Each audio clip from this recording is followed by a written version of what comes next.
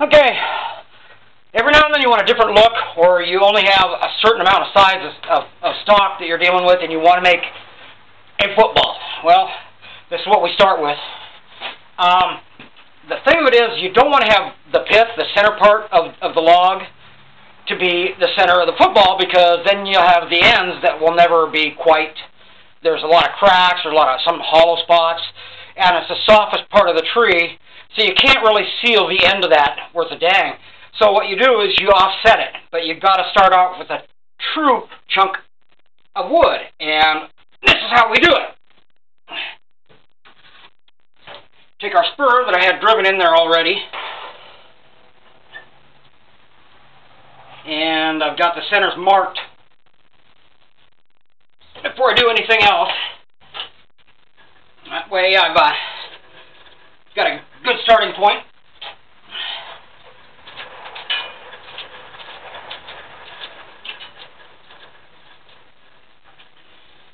Nice snug, tighten everything up. Looks good. And that's where we start right there. We have to rough up first. Always double check to make sure your spur on the live center is engaged, because you really don't want this heavy chunk of wood come flying and hit you in the head.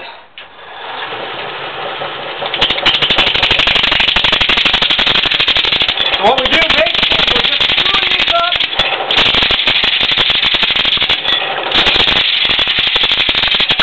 and flattening each end so you can go to the next step.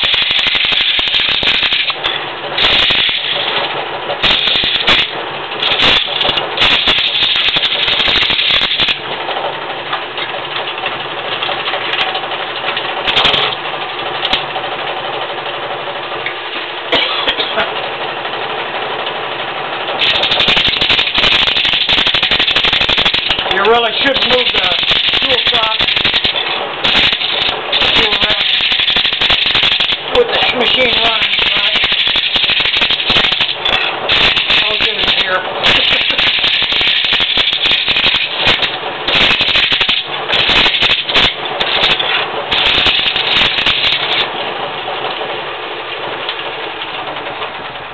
When you have a heavy piece like that, the inertia keeps it running and running and running. So that's why sometimes I do turn it on or leave it on and screw it up that way. But if you have some real odd shaped stuff, I really avoid doing that. We're taking the bark off, basically. All I'm doing is getting it kind of screwed up, the bark off, not 100%, that's pretty close.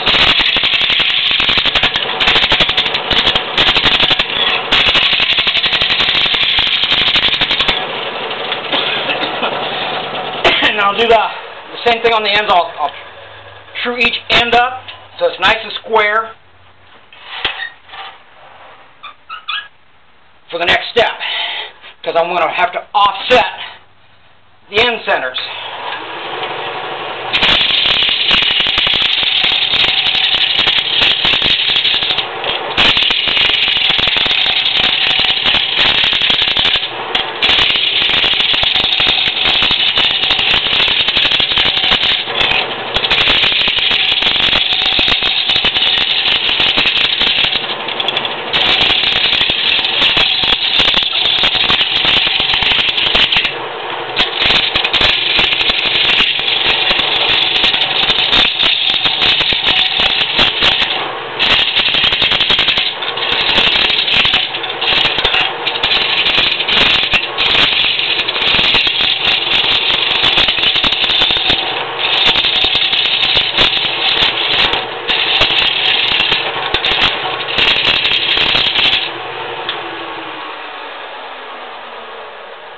If you look at this, you'll see I can completely get the bark removed. This is the wood, this is bark, but I'm not going to necessarily entirely take it all the way off. I want to keep the size as much as I can, so I don't want to cut down, especially in the middle, any more than I have to, until I get to the next step. But we'll get that trued up, and then we'll get the other ends.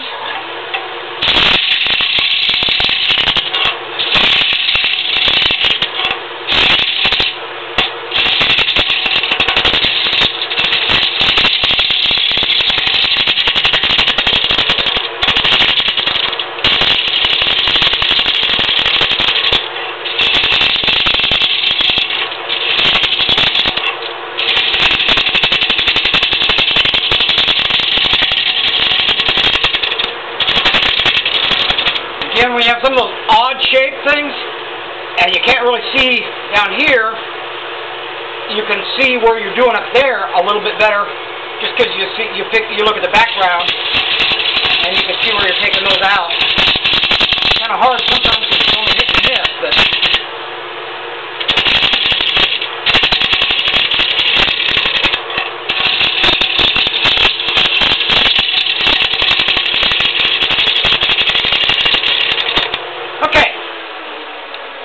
pretty much square, or round.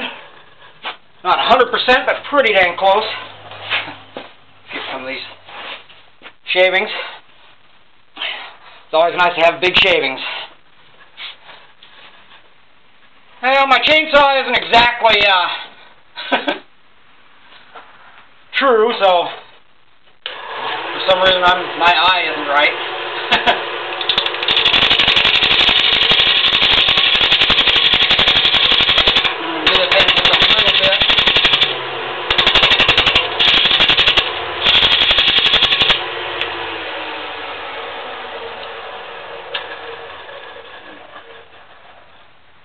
Okay, that will have a true round spot.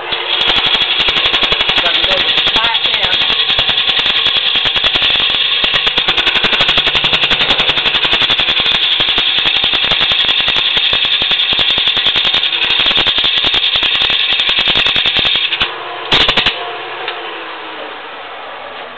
Over to the other side so you can see just a little bit better what I'm doing here. I want this end nice and flat, so I'll know exactly where I'm at, because I'm going to make some pretty critical measurements for getting that offset later.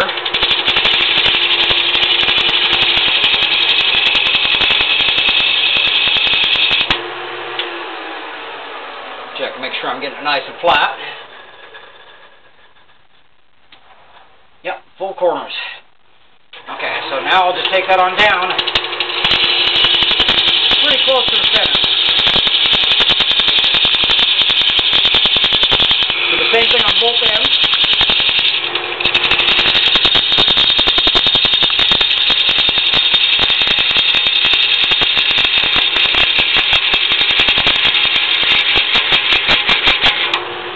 This tool is kind of short, but it's great for starting. This is a little bit longer, a lot more leverage. Archimedes. Give me a lever and I'll move the world.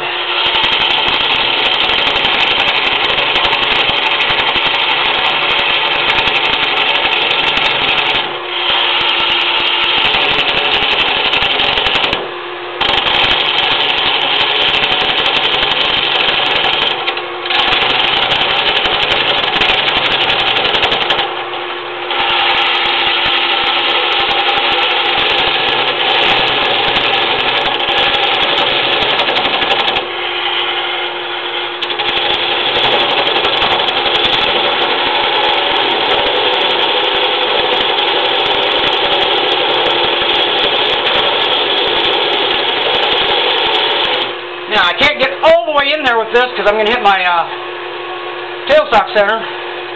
So I'll have to cut the rest of that off with a saw and keep it as flat and smooth as I can. Do the same thing on both ends. And then I've got to do, I need to have something to make sure I'm getting a solid dead center for the next piece again, for the next step. So I do this. Make sure I'm getting all the bark coming off at this spot.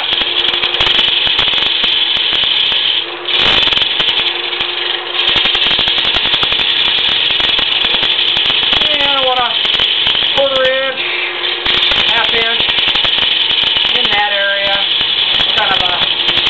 rough estimate. It doesn't have to be anything perfect.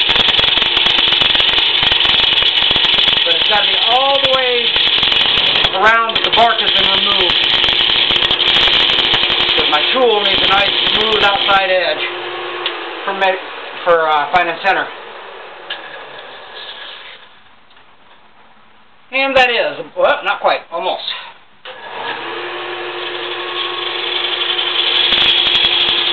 Just a little bit more. Let's do one more little step.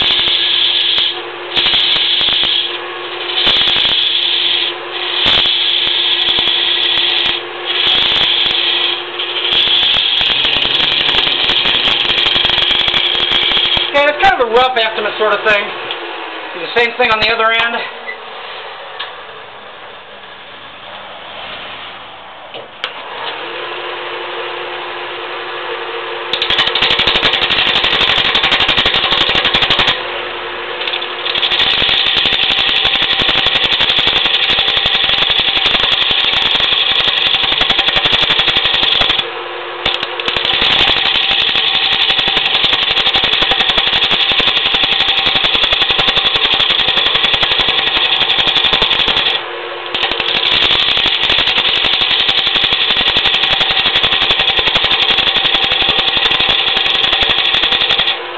Okay.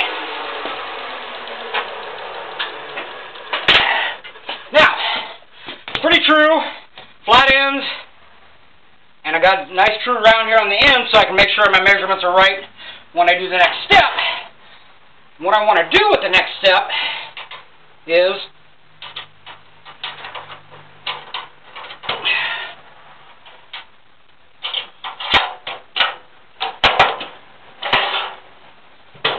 basically, I'm going to do, from center, I'm going to go 2 inches off, and that will be my next center. I'm going to do the same thing exactly. Everything's going to stay nice and true, so I'm going to make sure I got a nice level, 2 inches off center on the other end. So basically, the axis is going to be right diagonal across this whole log. So it's a little bit rough and a little bit tough.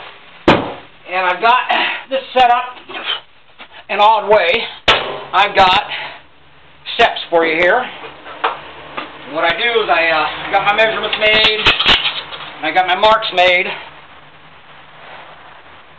And being that I want that one right there, I angle my spur, which I'm going to drive into the end of the log. Approximately, it's not going to be perfect, but I'm going to drive it right in there so it's nice and firm. You don't want to use a regular hammer. You want a dead blow, or a rubber or wood hammer.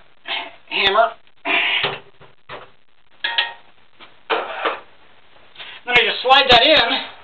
Try to keep it all without, so it doesn't slide out of that spur. To my other marks that I've got,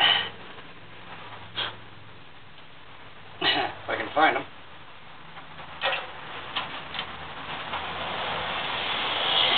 Right there. Firm everything up. Now, that's really off center. I mean, that's basically what I'm going to have to do is turn that.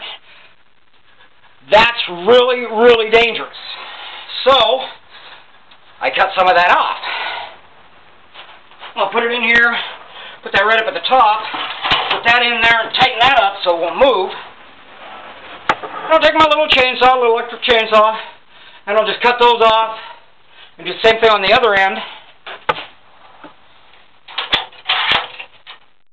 And I happen to have another piece that's just prepped for that.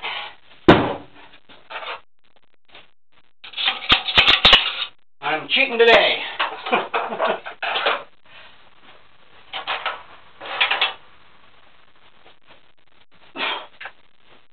Got one that's already cut off. I've test ran it on the lathe. It's going to wobble all over the place, but it's still true and it's relatively safe. It's still the most dangerous part of the whole set of making something like this.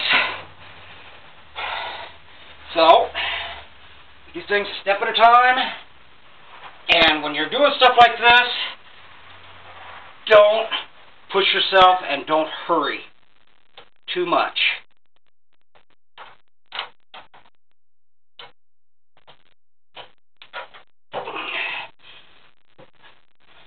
I always tighten that up while I'm trimming it. Kind of self-centers things. Make sure everything's nice and tight. That's catching in there really good. Now, when I do this, being that I don't have my blade anchored to the floor like I really should, I'm not going to because I'm going to be moving here shortly. But we go right back. We've got a couple roughing gouges that are already sharp. Sharp tools is number one. Before you do anything else, make sure your tool's sharp. And now I get to jump all over the place with something like this.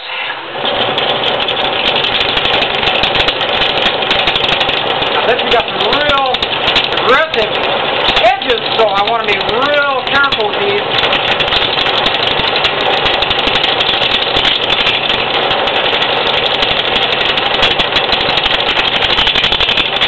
It's going to smooth up more.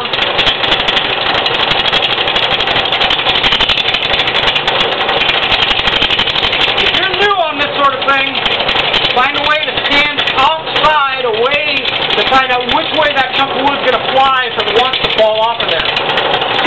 Because I've done one before. I had a chunk of rotten wood and my spur wasn't holding. And I was standing over here, had a catch, and it went flying out of there and it hit me right in the jaw. Had it been this chunk of walnut, it would have broke my jaw. So a lathe will take your head off if you aren't careful.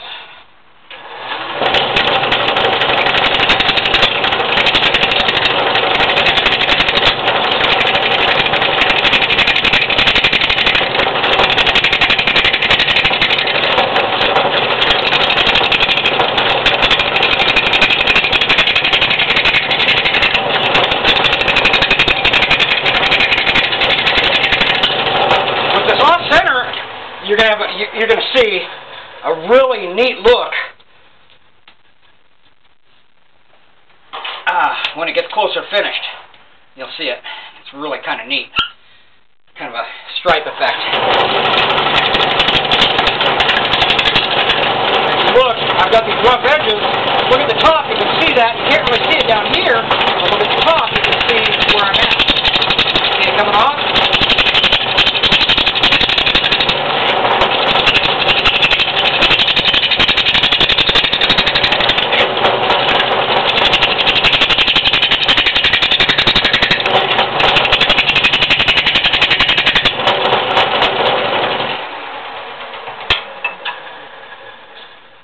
If the vibration and everything changes and just seems to get a little worse, something came loose. And this is the case, what happened, it did come loose just a little bit, so I'm tightening it right back up and lock it back in place again.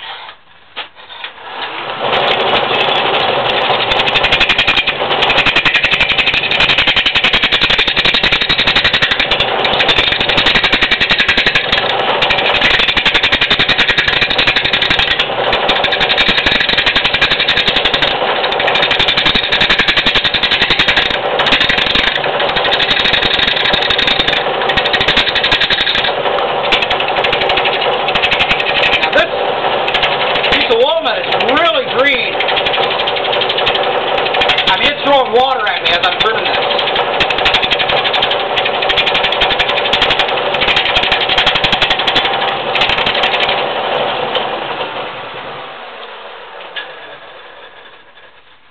We'll get some of this rough out of here. Getting closer. Gonna look decent.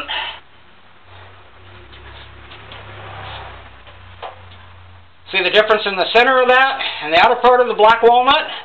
It's going to have the real neat strike counter leveler effect to that white stripe.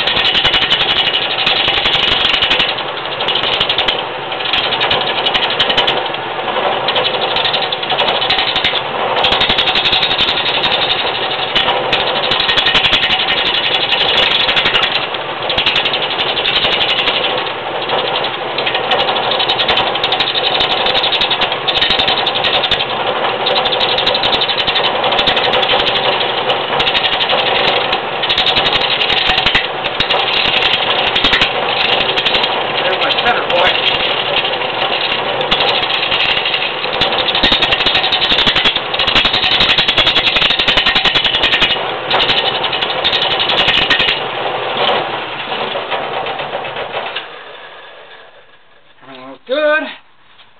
Solid still.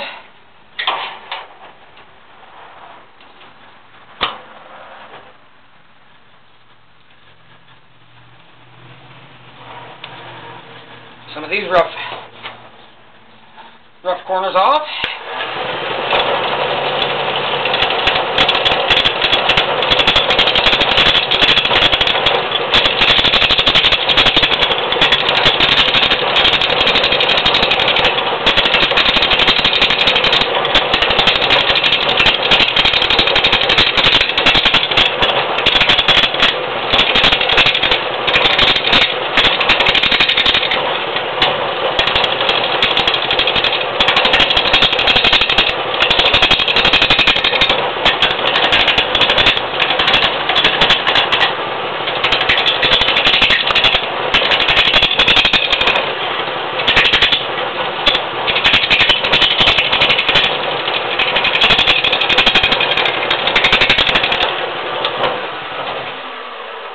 Taking just a little bit of those corners off, kind of moves in there pretty fast. I'm going to keep the tool rest pretty close.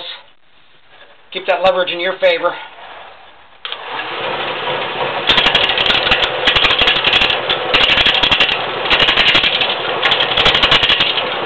Also helps keep my fingers on the end of my hand. Not on the floor.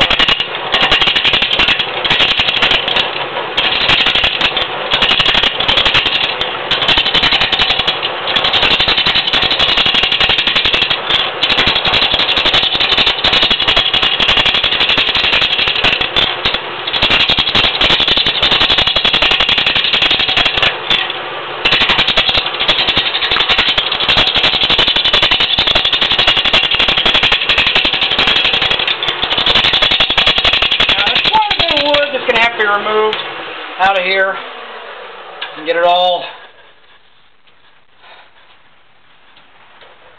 in the shape that I'm looking for. I'm going to have to get the ends trued up again, tenon put on there so I can put the chuck on there so I can actually relax a little bit, because it's still kind of risky at this point, but it's part of the job on this, a little bit of the nature of the beast.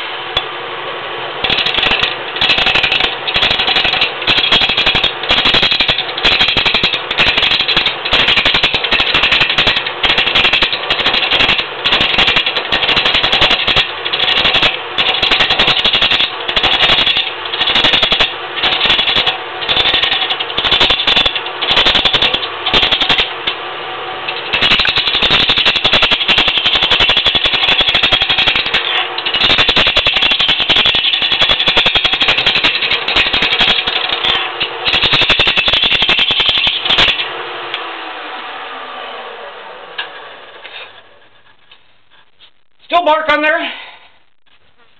I'm going to get it to the center where there is no bark left, because I've got to get that off. Walnut won't stay.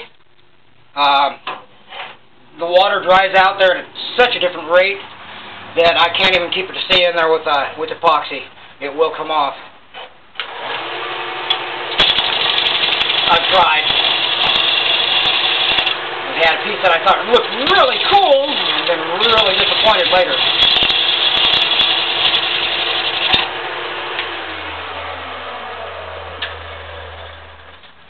Still not quite. Pretty close though. On that side.